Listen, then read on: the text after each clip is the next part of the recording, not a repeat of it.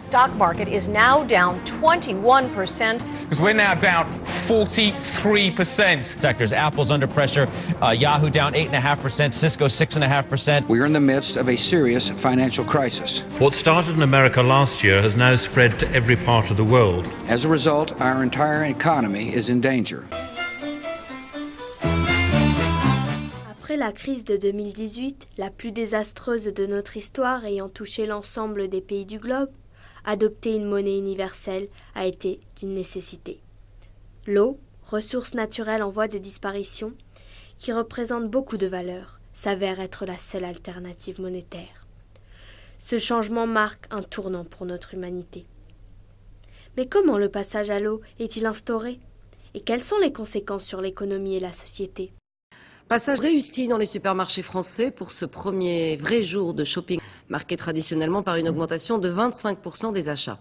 Selon la Commission européenne, la moitié des paiements en liquide se sont faits et les caissières ont fait face avec sérénité.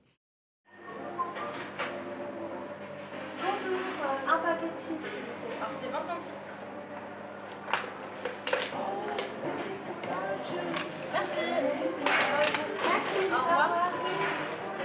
Malgré le bon déroulement des échanges commerciaux et une accommodation rapide, le monde rencontre des difficultés. Selon les positions géographiques, la richesse diffère. Dans des pays secs, éloignés des côtes et des fleuves, notamment au centre de l'Afrique, la situation économique est alarmante. Certaines familles sont contraintes de boire moins d'eau pour épargner leur argent au détriment de leur santé. Ces inégalités touchent moins les métropoles, qui sont dotées de réseaux de distribution de l'eau innovants.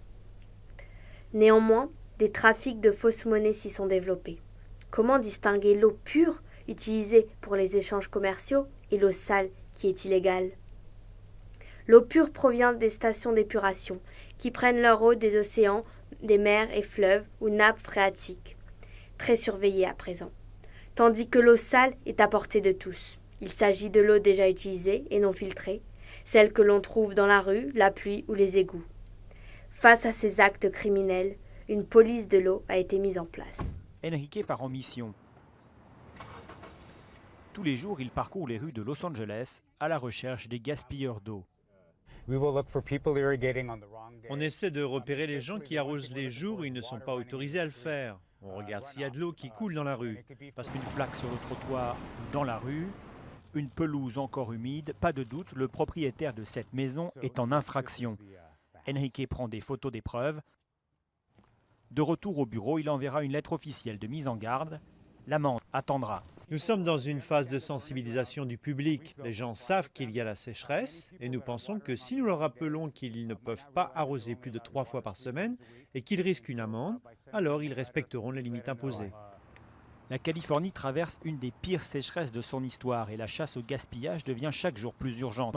Certains proposent d'adapter les prix à la rareté de la ressource pour réduire vraiment la consommation d'eau. Peut-être que les années où il y a beaucoup d'eau, on peut faire baisser les prix. Mais quand il y a moins d'eau, alors il faut qu'elle soit très chère. Ils savent bien qu'il faut conserver l'eau, mais ils ne le font pas. Il est temps de leur envoyer un petit avertissement. On a eu le frein lourd, on a eu l'euro, mais on est toujours aussi pauvre. Alors maintenant, c'est rampé. Il y a ras-le-bol dans leur truc. Quel est l'avenir de cette monnaie? Les États ont-ils pris une bonne décision? L'utilisation de l'eau comme argent ne représente-t-elle pas un danger pour notre environnement? Et ne va-t-elle pas à l'encontre de l'égalité entre les hommes, fondament même de notre société?